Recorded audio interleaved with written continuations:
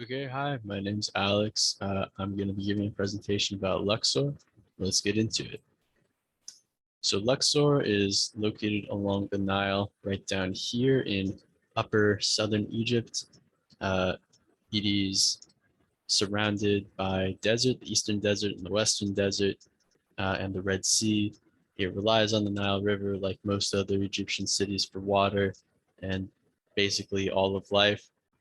Uh, the desert makes a pretty good defense against invaders because either direction you're coming from, you got to cross the desert, and that sucks. It is a brutal desert. This is the hottest city in Luxor. Average degrees Fahrenheit for a summer day is 104, and the average winter day is 71 degrees Fahrenheit. You're also getting about 4,000 hours of sunlight per year, and the maximum theoretical average is 4,380. So not a lot of rainy days. It's pretty sunny there. Also, just here's an aerial view of part of Luxor. Here's the Luxor Temple, and here's a map of part of the city. As you can see, it's right on the Nile. So this is what the desert looks like. There's specifically the eastern desert. You can see the ocean up there. But yeah, pretty crazy. Um, so the city has a lot of history. Has there's Luxor, and it also comprises the city of Thebes. And Thebes is mostly full of Luxor, and Thebes are pretty full of these ancient monuments and temples. Uh, so you've got the Avenue of Sphinxes here. You've got normal sphinxes and ram sphinxes. You've got Temple of Luxor, which was built in 1400 BCE. You've got the Temple of Ammon, and you've got the Valley of Kings. The city of Luxor is one of the oldest populated cities on Earth. Uh, it was the pharaoh capital from the 16th century BCE to the 12th century.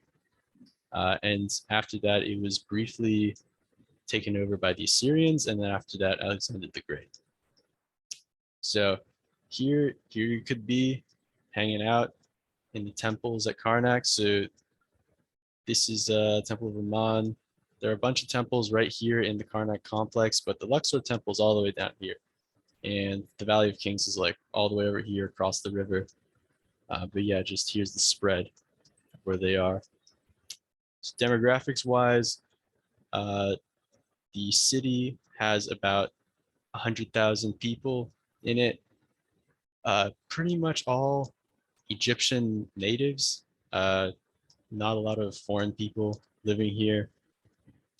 It is speaking Arabic there. It's an Arabic speaking country.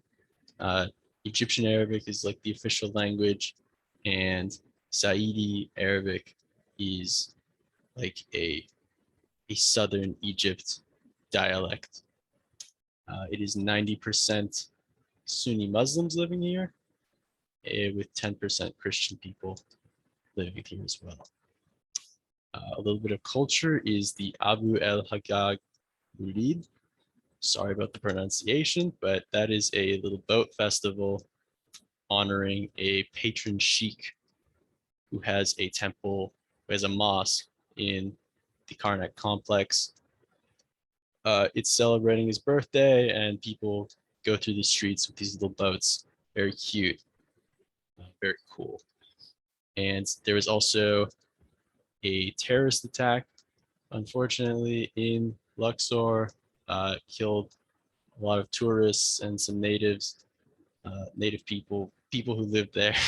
um, and that led to Egypt cracking down on terrorism, and eventually led to them joining the war on terror with the US.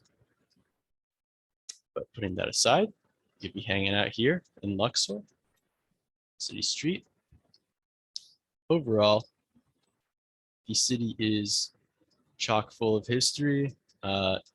If you go, you'll get to see plenty of places from maybe your art history class, or things you've seen in movies. It is a very amazing place to to see all of these things.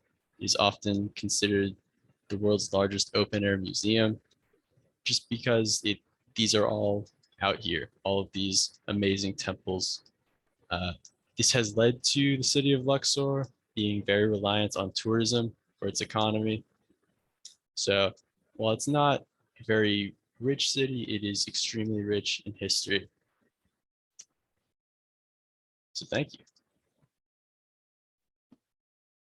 9 seconds to spare.